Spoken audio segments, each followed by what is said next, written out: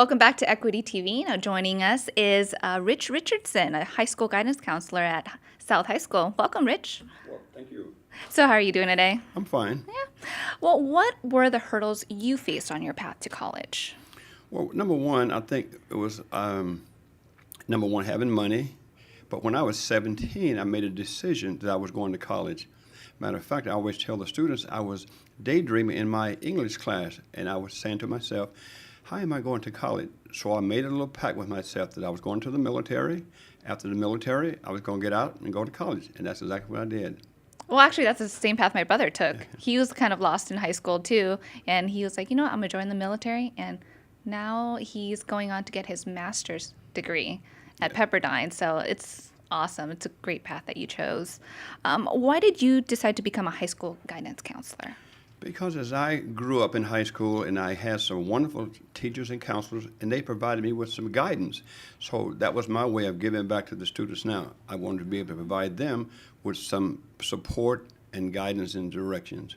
Why do you think that's so important, especially in today's society where both parents are working and no one's at home to really talk Well, to a them? lot of times students need to have someone that they can talk to, they can count on, and give them some directions, like a role model.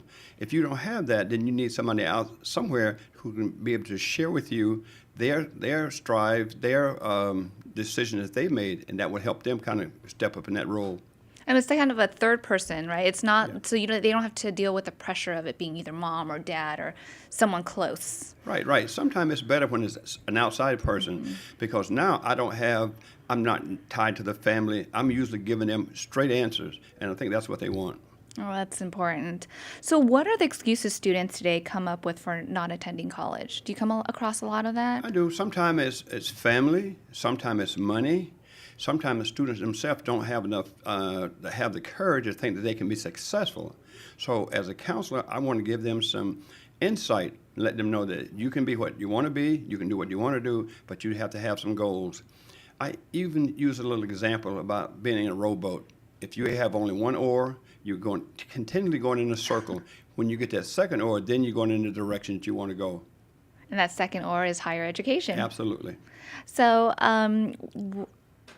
are the excuses that people give you today or the students give you today, are they the same ones that you heard growing up? Some of it is. Some of it's about money. Some of it's saying that I don't think I can be successful in college. Those are pretty much the same issues. And sometimes now students think, well, I don't have to go to college to be successful. Well, I tell them, the studies have shown that over the lifetime of a person, if they get a college degree, they tend to earn more money than if you just work. So in your experience, what would you say the percentage of students who decide not to go to college end up being once they, graduate because they chose not to? I would say 20 to 30% of the students who graduate end up not going on to college. Oh, wow. That's a big number of Yes, students. it is, yes. Wow. Okay, so what do you, kids say, oh, I don't need to go to college. High school's good enough. Why do you think a high school degree is not enough to succeed? Well, if you look into society today, we're getting into the STEM search. We're getting more into technology. So in order to be successful, you do need to have some more training. High school graduation is somewhat, but you need to be skilled in those technology, in the math and those sciences, and that's what the economy is looking for. In the next 10 years, 2/3 of the new jobs will be in the STEM fields, and that's why students need to go get that college degree. So science, technology, Math. math and engineering. Yes. And are you seeing more and more students interested in that? Yes, students are really, because some of the high schools are now trying to put together programs where the students can get experience in STEM programs. I work with a person from UC Santa Barbara, and that's what they're gearing towards. Plus, at South High, we have the Math, Engineering, and Science Achievement Program, which is called MS Cube. So what other programs are there available for students right now and for STEM? Because I know, I think I might be wrong, but I think the Kern Regional Occupation Center, are they STEM-based? Well, it's not so much STEM-based, but they are giving you training for certain specific occupations. Okay. Yes. Okay, so what about kids who think they can just work in the oil fields and make good money? I mean, I've come across a lot of people say, oh yeah, oil fields, you make a ton of money, I don't need an education. Well, I tell students, you can make a lot of money, but if you're looking at it over the long haul of your life, you're working a lot harder, and it's if you want to move up in management, you usually have to have a degree. Okay. Yeah, it's because otherwise you'll be, what, 60, 70 years old, working back-breaking labor where when you were 20, you thought it was fine, but when you're older, it's not as fun. Oh no, it's not as fun. Yes. So you told me that college proves to potential employers that you're trainable. Can you explain that to people? What do you mean by that? Well, yes.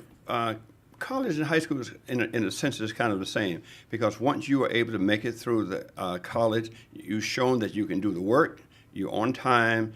So now at least the employer know that you've started something, you completed something. So now when you come to me, I know that you have basic skills, and I'm going to train you in the way that my company needs you to be trained. But you at least have a foundation that I know you are capable, and you are at least trained below my job. Yeah, motivation and dedication, that's Exactly. definitely what employers look for. So you can't, now what other skills are needed along with a college degree, you think?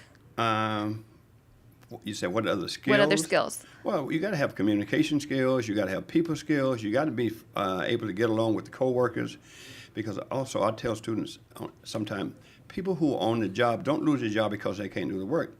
Sometimes they lose their job because they can't get along with their coworkers. And an employer wants somebody to produce a product. And if you have dissension on the job, then you're not going to put forth the product that the employer wants you to put forth. Gotcha. So you can't limit yourself to being trained in just one field, right? Right. So can you elaborate on that? Well, again, a college degree will give you options, and that's what you need. You need options for choices later on in life. If you only have certain skills, you only are able to get those jobs in those fields. But what that meant, those jobs eventually go out. Now you need to be able to do something else, and that's again what college train you to be more flexible and you have more options. Now let's go back to STEM, because I know that's a big passion of yours. Can you explain to people who may not know, like parents who don't know, what is the STEM program? The STEM program just basically stands for science, technology, engineering, and math. And those types of jobs are like computer-based, technology-based. So basically that's what STEM's program is. Okay. And it's kind of like the wave of the future, right? Yes. Like So- I said earlier, in the next 10 years, 2/3 of the jobs is available will be in the STEM program. And you look back 5 or 10 years ago, those jobs wasn't there.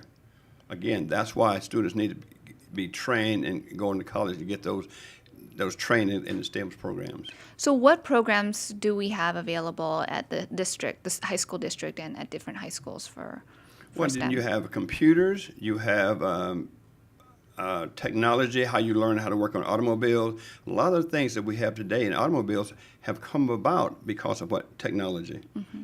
All the computer parts in cars, computer parts in computers. Because I even think when I was at Bakersfield College, the computers we had then are about the size of a room. Now you can almost hold those computers in your hand. So that's the advance we made over the last 25, 30 years. And technology is big. I mean, I think of science, technology, engineering, and math. I think technology would be the most appealing to kids nowadays with their smartphones Yes. and their tablets and whatnot. So what's the feedback you've gotten from your STEM students? What have they said about that? Well, they're really excited about it because they see the possibilities of all the new jobs that are out there. And some of the jobs that will be out there are not even here today. So just being able to just get into the field and they see the possibilities when they go to the colleges, when they go to these STEM programs, they are very excited. So what kind of future jobs are you talking about? Well, again, you're looking at, I think of computers or computer programmers, even with the games. Technology is just a real broad field.